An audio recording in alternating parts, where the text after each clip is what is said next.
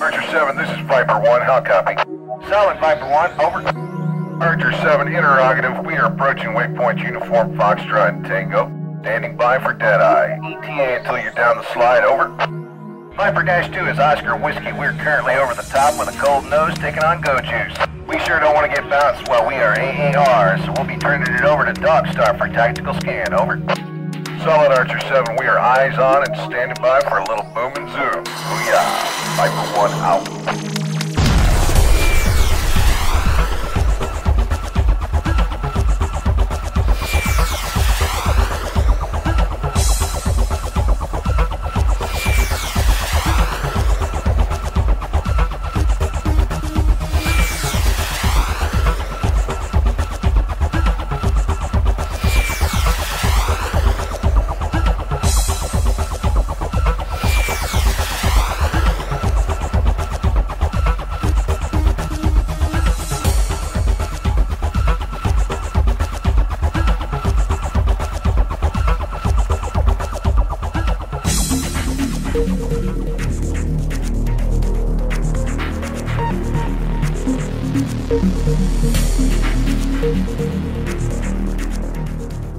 On this episode of Urgent Frequency Television, from the mine that brought you Red Dawn and Apocalypse Now, we take a look at the powerful and plausible near-future landscape of THQ's Homefront. Then, Wolfie D guides you through the terrible trenches and troublesome terrain of this full-scale action shooter in a special Homefront edition of Noob Tube. Plus, we recap our recent visit to PAX East, and Bullet Points returns with some interesting facts and figures about Batman Arkham City. And now, straight from the pitch, here's your host, Jack, UK Delhouse. Thanks, Commander Fury. That's right, I'm Jack Delhouse, and welcome to this episode of Urgent Frequency Television. So, what if? It's just two little words, right? But those two little words have sparked the very best and the very worst of mankind on every page of human history. And that's the question that writer John Milius poses in THQ's ambitious action shooter, Homefront, from Chaos Studios. This isn't the first time that Milius has asked the question, what if? He was responsible for 1984's Red Dawn, that told a similar story of a fictional invasion of North America, that time by a massive Soviet-Russian army, a notion that made most Americans quite uneasy at the time, especially considering the tense geopolitical environment of 1984. Okay then, fast forward to 2011, in a world where the threat of a unified Korea taking advantage of a fragile and very unstable international community isn't too impossible to imagine. Set in a fictional near future, the story itself almost becomes the central character in Homefront. It's been said that the best lies have the most truth, and Homefront's speculative fiction is a brilliant example of that. Milius perfectly weaves complete fiction into the fabric of absolute reality. The story begins with a chilling hard news segment that takes you through a timeline of events that ultimately leads up to the actual starting point of the single-player campaign.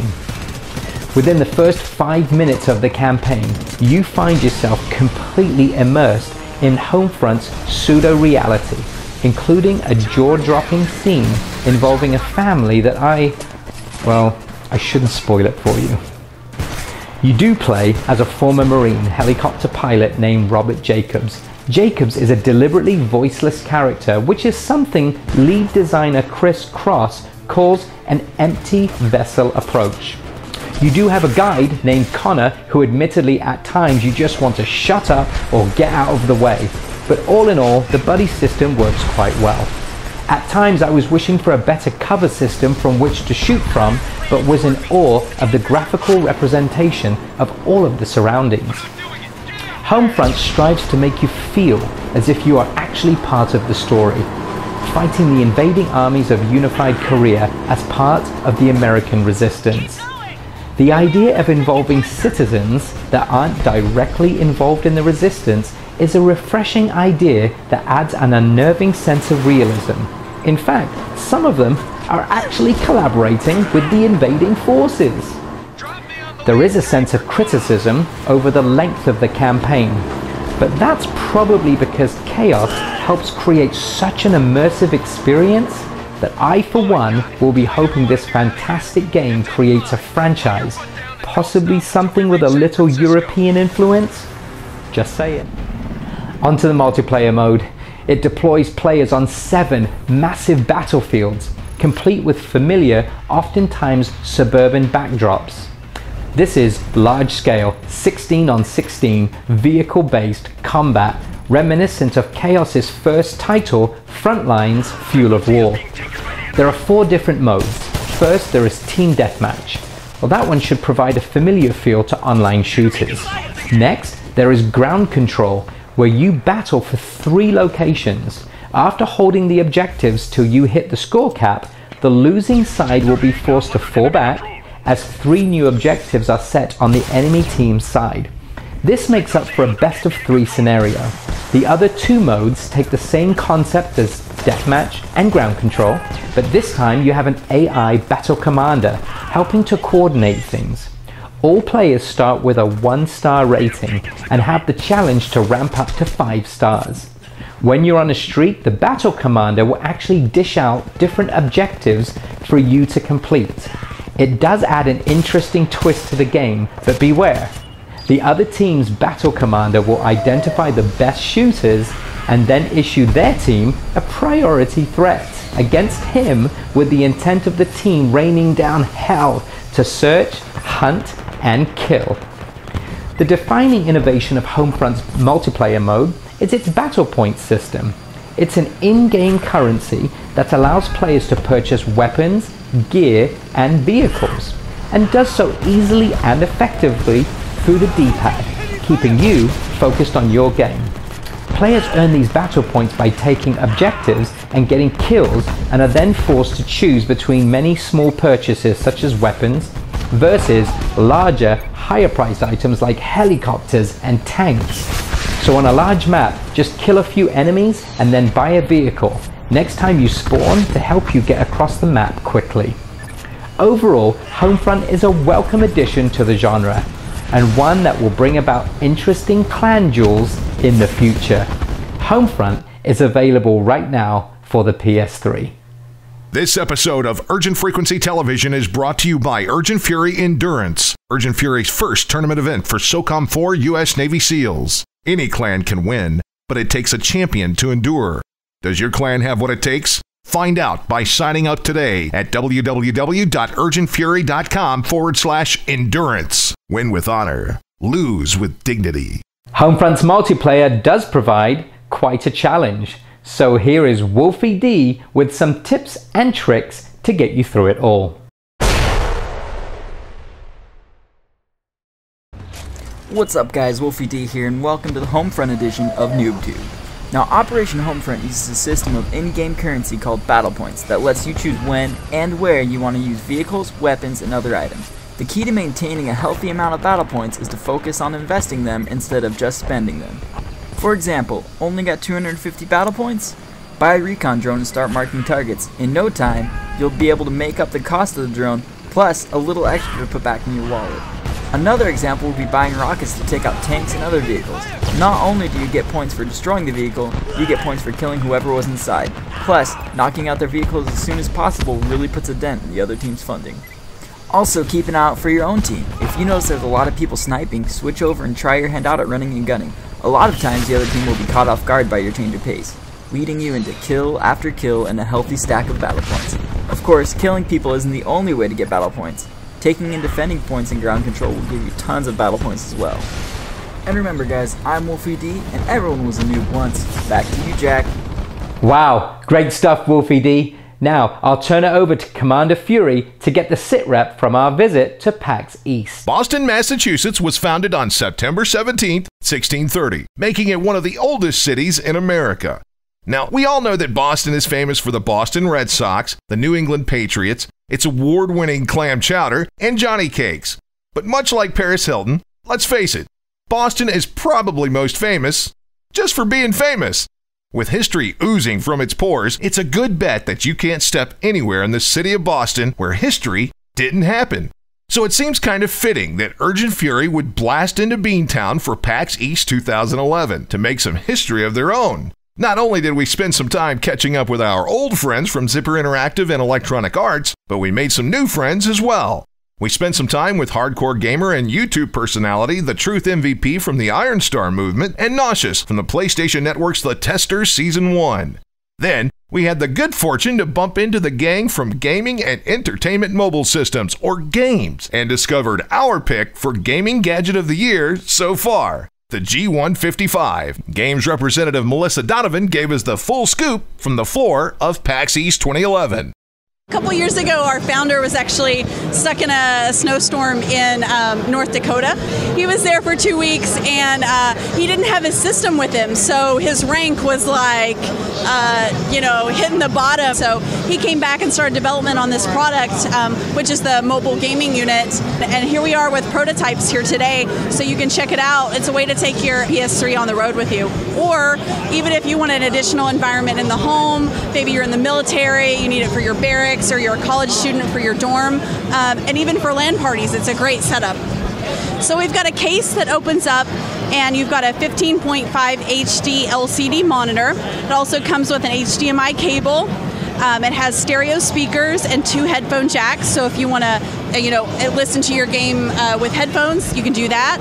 And it comes with accessory storage bags for your controller and your power cords, and then you just strap in your console and plug it in and you're ready to go. So we're actually in production now. We're going to be shipping units at the end of May for an early June release. You can pre-order it on our website, projectgames.com, and then you'll see it in retail starting this summer all the way through holiday. We should have full distribution. We're working on all kinds of things, so I think you'll see a whole line of products from us that basically gives gamers more accessibility to gaming. Don't forget to visit YouFreak TV's official YouTube channel for all of YouFreak TV's PAX East 2011 exclusives.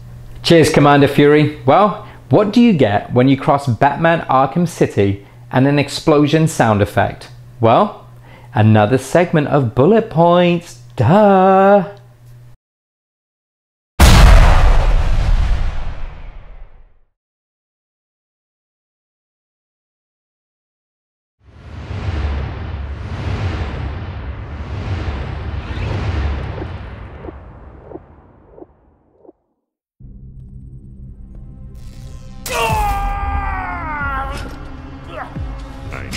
Details, Captain.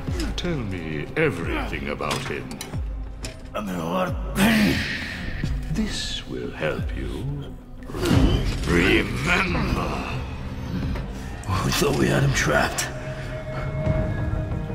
But he was waiting for us. Target in sight, Tiger 1.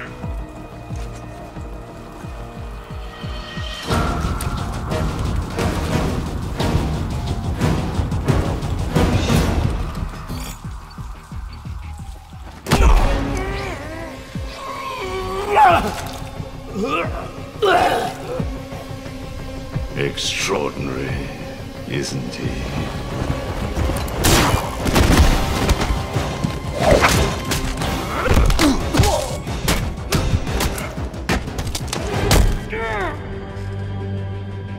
You knew! You knew we couldn't take him down! You knew we were no match for him! Yes, but soon we will be. This is merely one more twist of the knife to test him.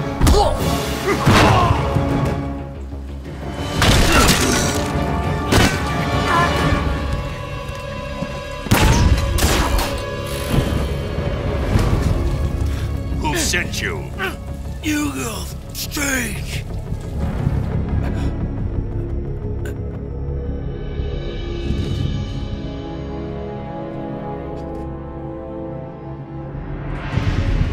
So, you know my name.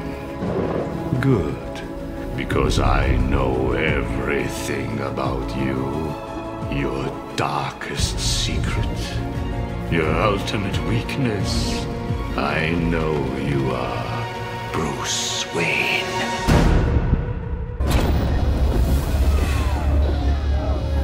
Next time on Urgent Frequency Television. Mortal Kombat launches with its colossal cast of mystical martial artists and furious fatalities. Be sure to get over here for the complete story. Then we'll travel back in time to investigate Rockstar's forthcoming period piece, L.A. Noire. And you don't want to miss the next installment of Noob Tube and Bullet Points. It's all next time on Urgent Frequency Television, exclusively on PlayStation Home. Be sure to visit www.urgentfury.com for more information about Urgent Fury or Urgent Frequency Television. Urgent Fury. Win with honor. Lose with dignity. Well, that's it for this episode of YouFreak TV. Thanks very much for watching, and be sure to visit us on the web at urgentfury.com. Network with us via Twitter at Urgent Fury, on Facebook, and on the official Urgent Fury blog, Urgent Fury Unleashed, and of course on our YouFreak TV YouTube channel. And remember, I'm Jack Delhouse, and you can't win if you don't play. Get in. Cheers.